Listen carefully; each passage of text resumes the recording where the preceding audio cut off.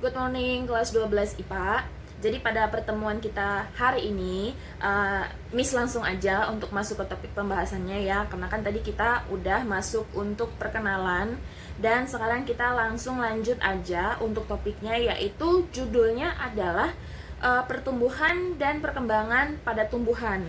Jadi berdasarkan katanya kan ada pertumbuhan dan juga perkembangan. Yang pertama yang kita bahas adalah tentang pertumbuhan. Apa itu pertumbuhan atau pengertian daripada pertumbuhan? Pengertiannya adalah proses pertambahan ukuran.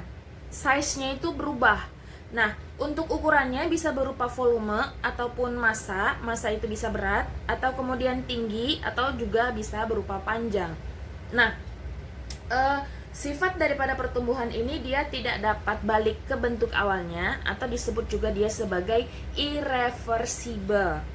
Kemudian sifat lain daripada pertumbuhan ini itu dapat dihitung atau dapat dinyatakan dengan satuan angka. Contoh misalnya ya, tinggi badan itu sekitar 160 cm, atau kemudian berat itu bisa berkisar 50 kg, pokoknya satuannya kilogram.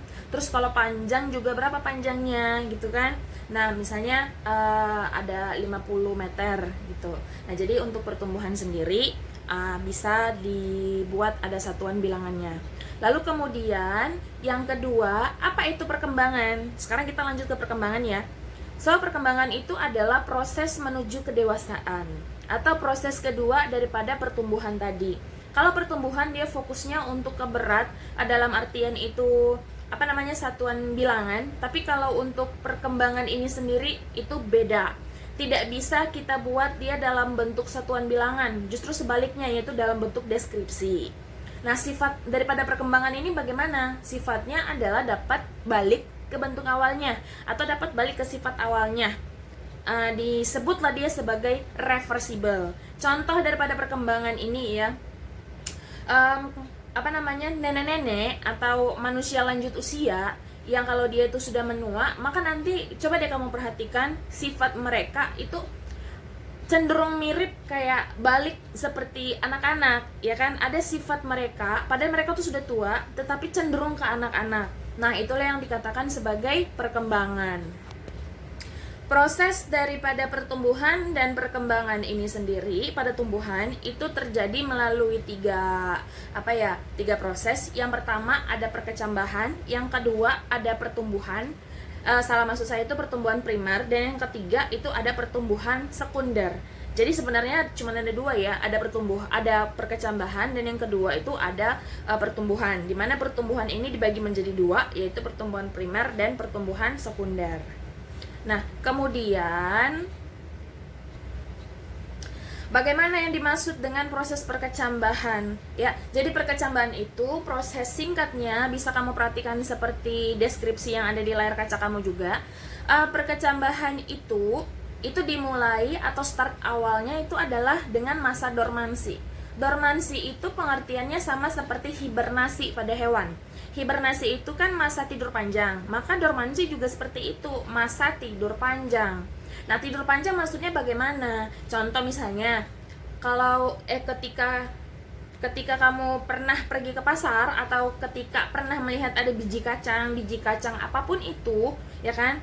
Ya, kalau misalnya kacangnya itu kita rendam lagi di dalam air misalnya selama 2 hari 2 malam, maka nanti biji kacang itu yang seharusnya kita konsumsi itu nanti bisa mengeluarkan kecambah. Nah, itulah yang dimaksud dengan masa dormansi. Jadi masa dormansi itu adalah masa di mana si biji kacang ini tidur kalau bahasa kita sehari-hari. Tapi kalau bahasa biologinya adalah masa di mana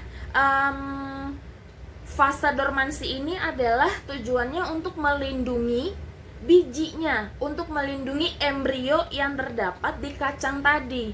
Dimana ketika ketemu dengan air, maka nanti dormansi ini perlahan-lahan ya, itu dia akan runtuh atau akan pecah. Kenapa? Karena didorong atau istilahnya itu kayak didongkrak oleh air, sehingga dormansinya lepas, embrionya itu tadi tersentuh oleh air. Kenapa harus dilindungi embrionya? Ya kan seperti itu ya pertanyaannya. Karena kalau tidak dilindungi, maka bijinya akan mati. Sebisa mungkin biji-bijian atau tumbuhan itu pasti melindungi dirinya dengan masa dormansi. Tapi dormansi ini hanya berlaku untuk biji-bijian aja. Nah, kemudian untuk dormansi, jadi proses perkecambahan itu fasenya ada 3. Yang pertama ada fase masa dormansi, kemudian yang kedua ada imbibisi, dan yang ketiga ada dia itu aktivasi enzim. Untuk dormansi sendiri tadi sudah saya jelaskan. Kemudian yang kedua kita masuk kepada fase imbibisi. Imbibisi di sini yang pertama ada dia itu proses fisika. Nah, kalau proses fisika kamu udah pasti mengerti lah maksudnya apa ya. Berarti kan proses air tadi itu bagaimana caranya si air supaya bisa mendongkrak fase dormansi tadi sehingga menyentuh si calon individu barunya atau menyentuh embrio. Lalu kemudian dari embrio itu maka masuklah air ke dalam biji. Nah, maksudnya bagaimana itu Lause atau Miss? Jadi kan ada biji, terus di dalam biji ini kan ada embrio. Nah, di dalam embrionya itu kan ada inti sarinya, ada inti kehidupannya. Itu sama seperti misalnya sel. Sel ya, maksud saya ada sel. Di dalam sel itu kan ada inti sel. Lalu di dalam inti sel itu masih ada lagi DNA ataupun RNA, di mana DNA dan RNA ini tergabung dalam satu yang kita sebut sebagai kromosom. Jadi kira-kira seperti itu. Di dalam embrio itu masih ada gennya, gen kehidupan yang setelah didongkrak oleh air, maka gen kehidupan itu akan bisa muncul kembali. Lalu kemudian setelah masuk tadi fase imbibisi, sekarang kita ke aktivasi enzim. Aktivasi enzimnya bagaimana? Yang pertama adalah proses kimia. Nah, setelah tersentuh oleh air tadi, ya kan? Setelah tersentuh, ya istilahnya seperti proses penyerapan air masuk ke dalam gen-gen kehidupan daripada si biji tadi, sehingga dia mulai terdongkrak sedikit demi sedikit, bijinya pecah dari luar tuh kelihatan kayak retak-retak gitu ya. Retak-retak itu maksudnya karena mulai ada kehidupan, karena bijinya itu layaknya bungkus, maka nanti dari tengahnya itu mulai keluar kecambahnya atau keluar embrionya yang sudah mulai mengalami pertumbuhan. Nah, terus kemudian mulailah dia masuk kepada enzim amilase, protease, lipase bekerja secara aktif. Itu maksudnya tadi ya. Jadi amilase, protease, lipase itu semua bergabung untuk membantu agar si bijinya tadi, bukan biji ya, agar embrionya tadi itu emang benar-benar bisa berkembang sehingga bisa mengeluarkan akar nantinya, bisa mengeluarkan calon batang, dan mungkin akan mengeluarkan calon daun nantinya. Nah, berarti sekarang kita masuk kepada calon-calon yang saya katakan tadi, calon akar, calon batang, calon daun. Nah, kita masuk kepada anatomi, anatomi kecambah daripada biji. Jadi biji itu ya kan, biji kacang ya paling gampang untuk saya contohkan. Biji kacang yang bentuknya seperti ini, itu nanti dari dari tengahnya ini atau langsung aja dia dibelah menjadi 2 bagian seperti ini. Berarti kan ini namanya adalah pembelahannya ini kita sebut dia sebagai kotiledon ya. Jadi ada 2 kotiledon atau ada 2 lembaga. Dan 2 lembaga ini di pusatnya sini atau di tengahnya sini itu pasti intisarinya ya. Nah, intisarinya inilah yang nantinya akan keluar menjadi apa yang saya katakan ya perkembangan daripada bijinya sendiri. Nah, lanjut. Jadi dari dari gambar bijinya itu, bulatannya tadi itu adalah radikula. Radikula ini adalah calon akar nantinya ya. Jadi radikula itu nanti dia akan terus turun ke bawah. Alasannya kenapa harus turun ke bawah, Miss? Kenapa nggak ke atas aja, kan gitu ya. Itu salah satu alasannya adalah gaya gravitasi bumi. Makanya setiap biji-bijian itu dia pasti ke bawah. Tetap ada yang nanti naik ke atas. Contoh misalnya bawang, kalau kamu pernah memperhatikan bawang yang mulai tumbuh ada kayak akar ke atas, bukan akar sih ya. Tumbuh ada bagian yang ke atas, itu bukan radikula, tapi itu merupakan pertunasan. Jadi beda ya. Kita di sini membahas tentang kecambah, bukan pertunasan. Dari satu bijinya tadi, kita sekarang pindah ke dua. Nah, dari yang duanya itu, seperti yang saya katakan, dua lempengan, ini dan ini, itu disebut sebagai kotiledon, ya. Terus kemudian dari bagiannya juga ada yang warna hijau gradasi ke kuning, itu namanya adalah plumula. Plumula itu artinya adalah calon daun nantinya. Jadi ketika ada tumbuhan, ada daun yang kelihatan, maka dulunya dia adalah plumula. Terus kemudian dari plumula itu kalau kamu perhatikan itu seperti ada batang, ya kan?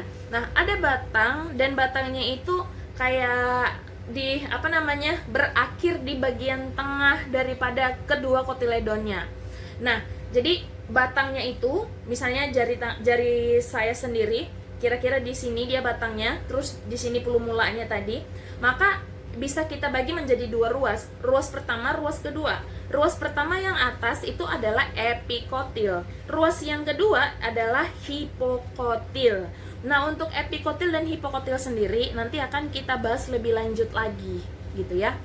Nah, terus kemudian untuk gambar yang ketiga, itu yang warnanya seperti abu-abu, itu menunjukkan kecambah kacang yang sudah mulai keluar. Jadi dia itu kayak bijinya itu retak. Terus kemudian ada setelah keluar dia kayak mencah menjadi dua seperti ini, ya kan? Dia keluar seperti ini, yang ke bawah ini adalah radikulanya dan yang ke atas ini adalah plumulanya. Sekarang kita masuk kepada struktur kecambah. Nah, contoh daripada kecambahnya udah langsung ada di keterangannya, ya kan? Nah, terus kemudian kita langsung seperti memberikan pengertian-pengertian berdasarkan tulisan-tulisan yang ada di situ. Nah, yang pertama ada kotiledon. Kotiledon itu apa? Kotiledon itu adalah daun lembaga. Kenapa dikatakan dia sebagai daun lembaga? Kan tadi saya katakan ini adalah lembaga. Nah, lembaganya itu dia punya bentuk seperti pucuknya daun gitu ya. Nah, ternyata fungsi daripada kotiledon ini sendiri adalah untuk menyimpan makanan ataupun sebagai tempat penyimpanan cadangan makanan. Nah, terus kemudian yang kedua, alat untuk nantinya untuk berfotosintesis. Lalu kemudian yang ketiga adalah alat penghisap makanan bagi embrio. Itulah dia tadi fungsi daripada kotiledon. Lalu kemudian kita masuk kepada kaulikulus. Kaulikulus ini pengertiannya adalah batang lembaga. Nah, batang lembaga itu terbagi menjadi dua. Nah, yang saya katakan tadi ya, epikotil dan juga hipokotil. Jadi batangnya tadi itu yang saya katakan terbagi menjadi dua ruas, itu kita sebut sebagai kaulikulus. Nah, di sini sudah langsung ada keterangannya apa itu epikotil dan apa itu hipokotil. Maka epikotil adalah ruas batang di atas kotiledon yang akan tumbuh menjadi batang daun. Saya ulangi sekali lagi, ruas batang di atas kotiledon.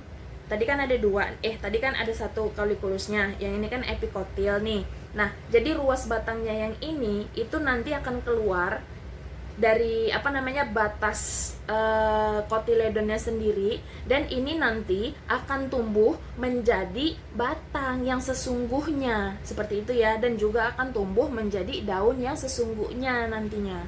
Terus kemudian bagian yang kedua adalah hipokotil. Nah, hipokotil ini adalah dua ruas yang tadi yang di bawah, itu adalah ruas batang di bawah kotiledon yang nantinya akan tumbuh menjadi akar. Kemudian bagian yang ketiga adalah radikula. Nah, radikula ini artinya adalah akar lembaga. Fungsinya adalah sebagai sebagai akar yang nantinya untuk menyerap air atau misalnya untuk menembus tanah, ya kan? Kenapa harus menembus tanah? Kan dia harus harus menguatkan batangnya. Jadi untuk memegang tanah gitu ya. Nah, itulah salah satu fungsi akar juga. Sekarang kita masuk kepada fase atau tahap daripada pertumbuhan. Nah, Jenis-jenis perkecambahan yang kita bahas tadi itu kan hanya perkecambahannya aja. Ternyata perkecambahan itu tipenya ada dua.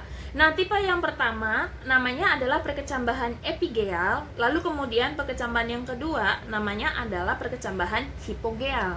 Sekarang kita masuk dulu untuk perkecambahan epigeal.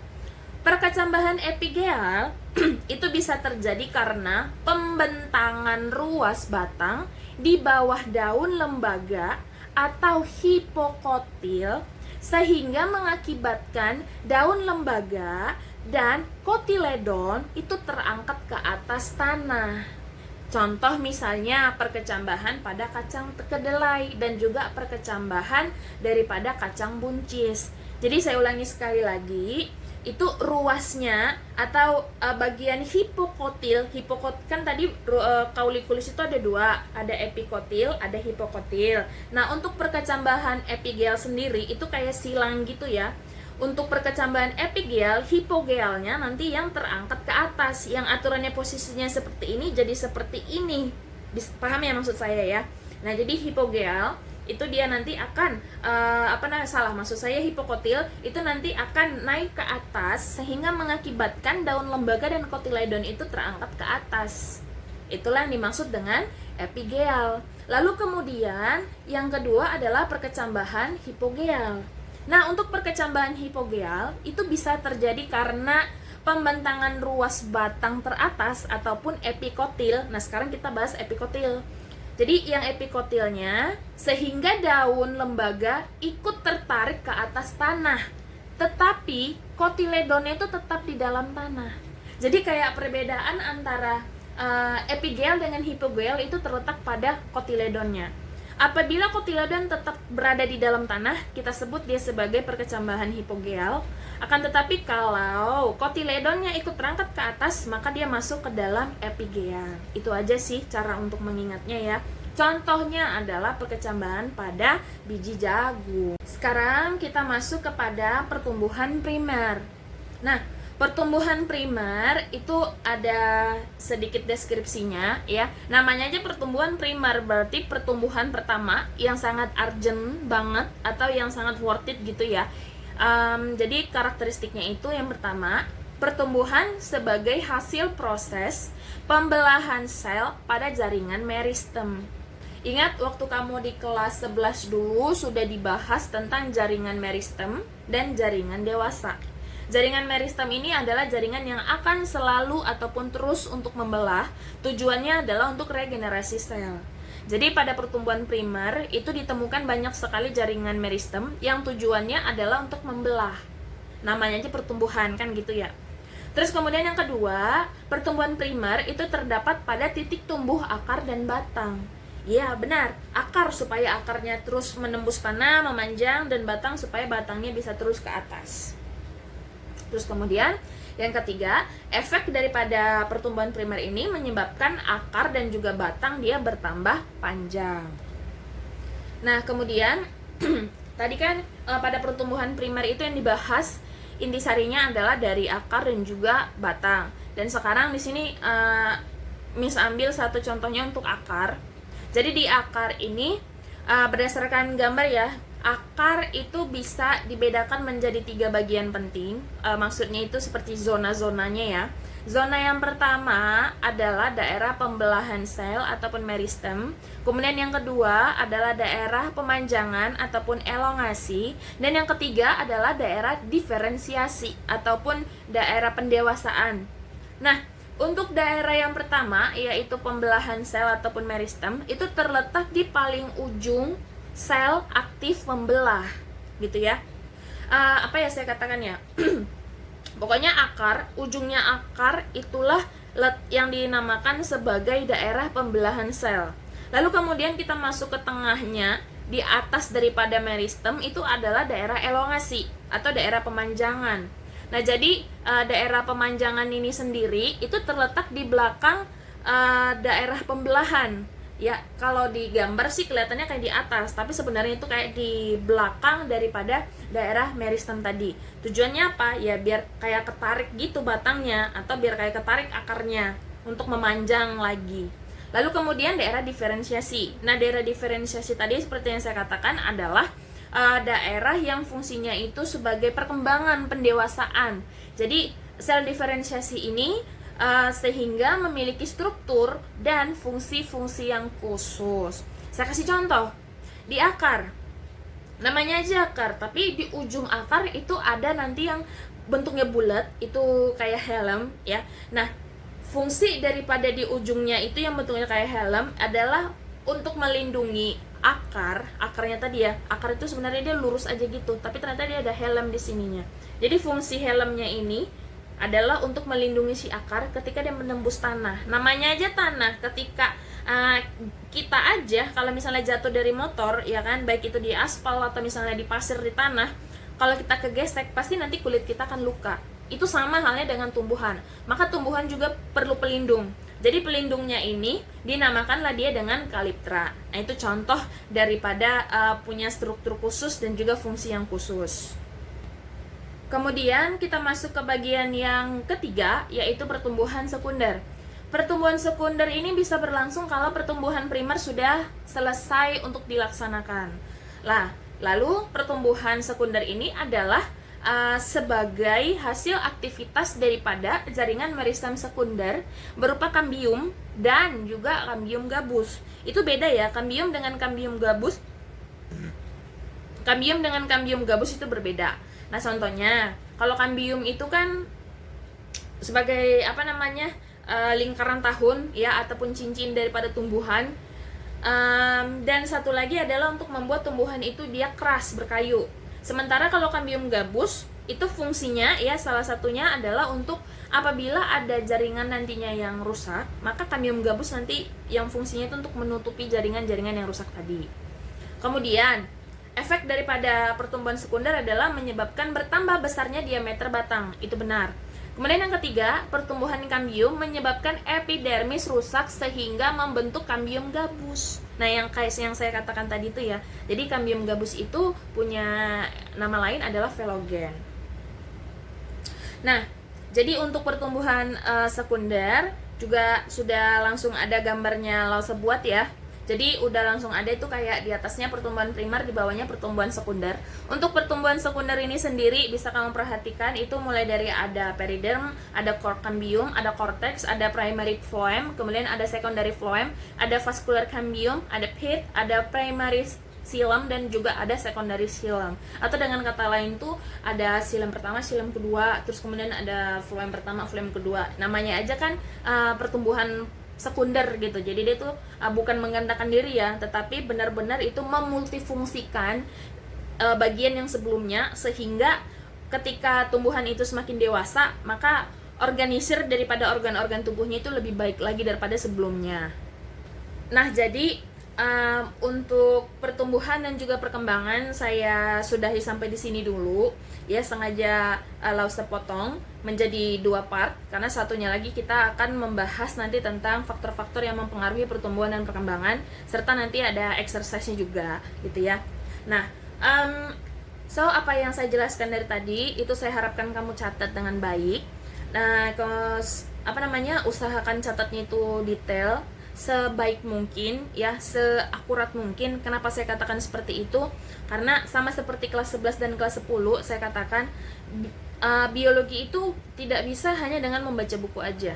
Tidak bisa hanya dengan kamu mendengarkan saya berbicara atau mendengarkan teacher-teacher yang lain, misalnya dari Ruang Guru, dari Genius, atau dari manapun itu. Butuh keterampilan khusus juga dari kamu, yaitu berupa kamu itu membuat note khusus untuk diri kamu sendiri gitu ya. Jadi saya harapkan apa yang sudah saya jelaskan tadi itu kamu buat rangkumannya, baik berupa gambar dan juga berupa tulisan. Dan nanti yang sudah kamu review ataupun yang sudah kamu catat itu nanti akan kamu kumpulkan dengan saya berupa foto. Tidak hari ini, tapi yang jelas kamu kerjakan aja dulu ya, supaya ketika nanti kita masuk ke part yang kedua, tugas kamu nggak numpuk. Tugas kamu yang sekarang itu cuma catat dulu ya, kamu catat, kamu perdalam baik-baik apa yang saya katakan dari tadi. Oke. Jadi saya rasa untuk pertemuan kita kali ini cukup sekian. Saya ucapkan terima kasih banyak untuk kelas 12 dan semoga kedepannya kalian lebih antusias lagi untuk mempelajari biologi. Oke, sekian dan terima kasih. Sampai ketemu di next week untuk video pembelajaran dari saya. Terima kasih, bye-bye.